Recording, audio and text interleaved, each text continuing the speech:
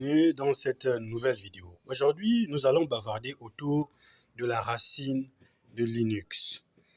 C'est le cerveau de Linux. Quand ton serveur démarre, tout part de la racine. Alors, on commence par /home. C'est là où vivent tous les utilisateurs. C'est ton espace personnel, le lieu où tes données, tes répertoires clés sont logés. Tu peux avoir le bureau, documents, téléchargements. Ça, ce sont les dossiers qui sont liés à ton nom d'utilisateur. Ensuite, on a /etc. Ici, toutes les configs de Linux se passent dans ce répertoire. Si on veut configurer Nginx pour les déploiements, le SSH et tout type de configuration sont logés dans etc. Donc, en cas d'un souci, l'endroit où il faut se référer, c'est le etc. Ensuite, on a /user.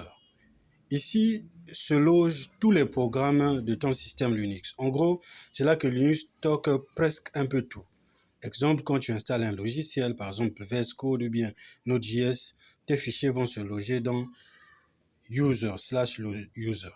Ensuite, on a /bin, /lib, /sbin. En réalité, c'est juste des raccourcis qui vont tous pointer vers le user. Vu l'évolution de Linux, ceci est très possible. La commande ls, par exemple, que tu utilises est en vrai dans user et bin. Ensuite, on a /var. /var est fait pour les éléments qui sont changeants.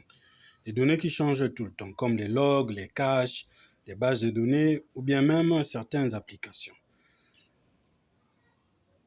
Ensuite, nous avons /temp.